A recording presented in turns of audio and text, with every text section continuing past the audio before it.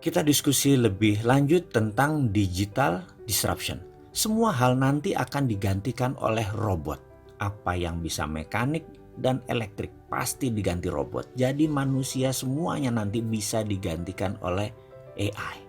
Artificial Intelligence. Disrupsi digital ini akan banyak menelan bisnis bergaya tradisional. Bayangkan gerakan digital disrupsi ini seperti gerakan vortex, yaitu gerakan baling-baling pesawat. Baling-baling itu kalau muter makin kencang dan makin banyak dayanya, makin melumat putarannya ke dalam. Ini gambaran industri. Mana yang makin ke tengah, mana yang makin mendekat dengan titik lumatan, makin hancur-hancuran bisnis itu. Pertama yaitu Google dan Facebook. Mereka adalah industri yang paling cepat mendisrupsi sekaligus paling cepat terdisrupsi.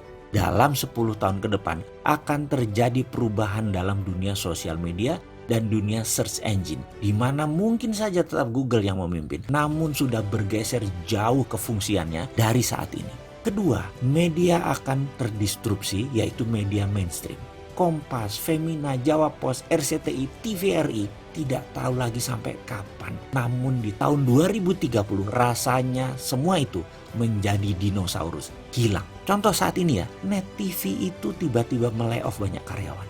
Persaingan mereka itu dengan individu yang asetnya minim. Bayangkan Net TV itu asetnya heavy sekali dalam overhead. Dan bagi perusahaan, overhead yang besar itu adalah kanker bagi perusahaan. Dibandingkan dengan apa? Dibandingkan dengan Ria Ricis, ya jelas aja penontonnya lebih banyak Ria Ricis. Kenapa? Karena lebih disenangi saat ini. Bayangkan, Net TV itu investasinya 3 triliun untuk dapat viewer 1 juta per hari. Channelnya Bosman Mardigu itu 1 juta juga viewernya per hari. Dari YouTube, IG, dan FB. Modalnya berapa? Kecil sekali. Atta Halilintar per hari itu 7 juta viewer. Deddy Corbuzier itu 6 juta viewer. Raffi dan Gigi itu 10 juta viewer per harinya. Modalnya nggak sampai semiliar. Bubrah itu semua media mainstream. Apalagi nanti waktu 5G hadir di Indonesia tahun 2020 dan 2021. Generasi milenial dan generasi Z tidak nonton TV. Nontonnya semua berbasis internet. Ketiga, apa yang terdisrupsi? Retail shop.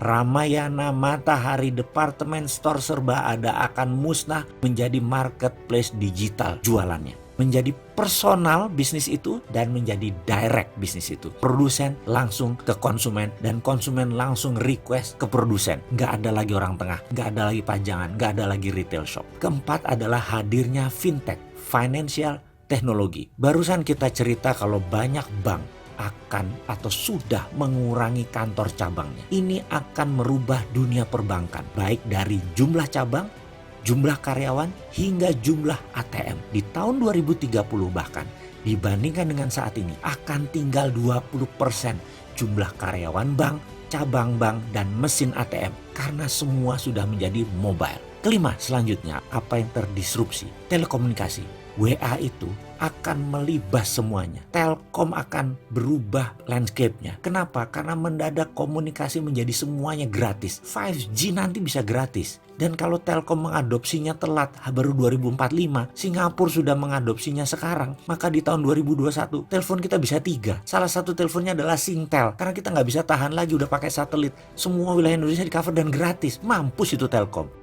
Tapi itu adalah bisnis yang terjadi bahwa telekomunikasi akan terdisrupt kalau tidak cepat-cepat melakukan perubahan game changing. Kenapa? Karena telekomunikasi merubah dari more for less jadi more for zero. Itulah yang dilakukan oleh digital company. Mereka menghasilkan more for zero. Itulah ciri digital disruption. Keenam, apa yang terdisrupsi kemudian? Edukasi. Edukasi nanti tidak akan pakai ruang kelas dan guru lagi. Apa yang dilakukan? Mereka menggunakan digital, ruang kelas tidak sebanyak sekarang lagi.